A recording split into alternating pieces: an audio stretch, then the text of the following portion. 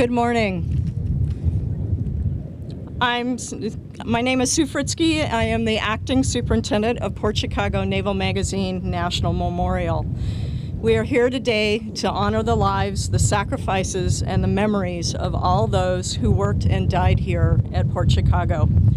It is important that we commemorate the events that happened here so that the lives lost or were profoundly changed by these events are not forgotten. At this point, I would like to ask Colonel Zetterwall to come up here and start our ceremony. Thank you.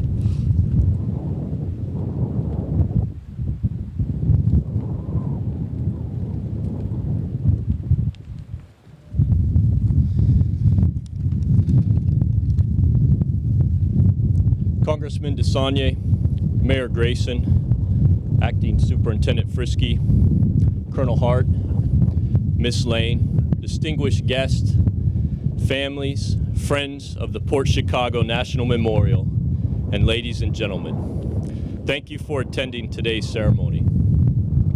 As the commander of Port Chicago, which is now known as Military Ocean Terminal Concord, and the 834th Transportation Battalion, it is my honor to stand here before you today. Welcome to today's ceremony.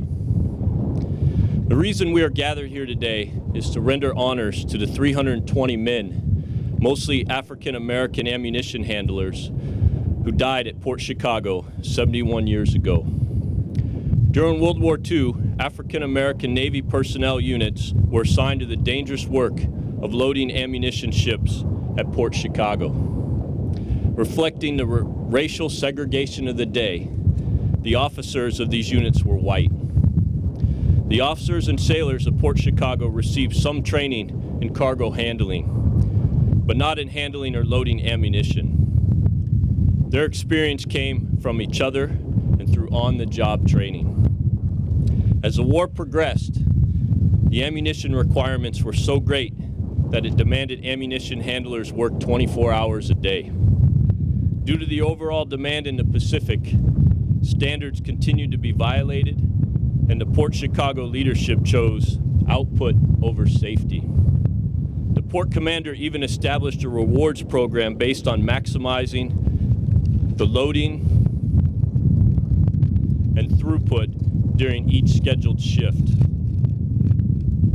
This developed a sense of competition between the base's divisions and officers for loading the most tonnage in a shift.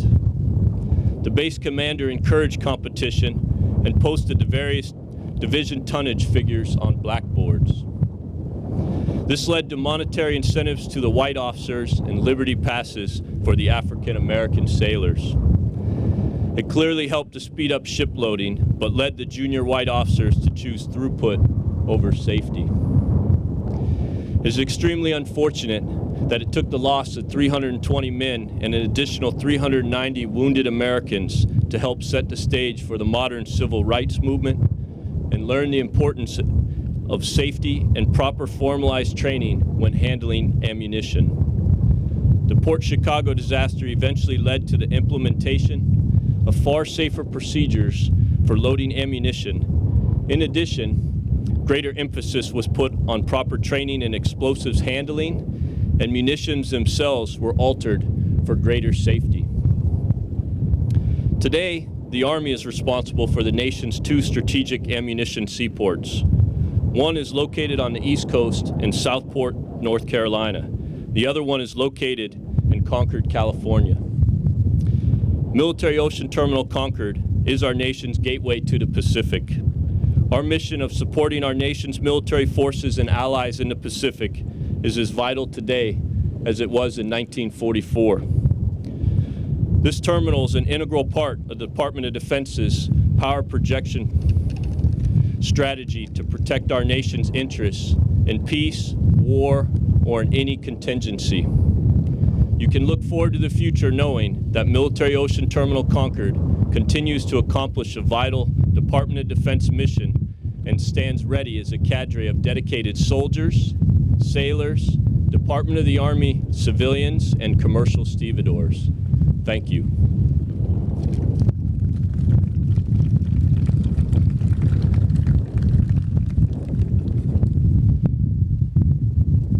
color guard.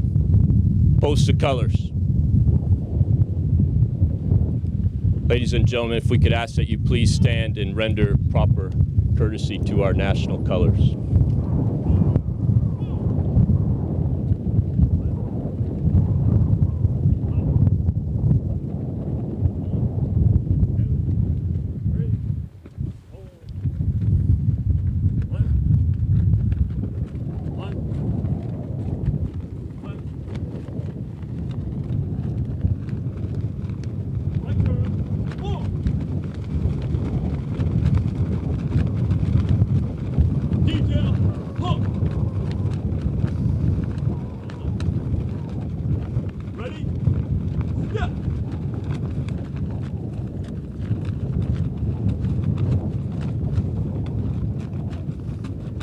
Ready? Yeah.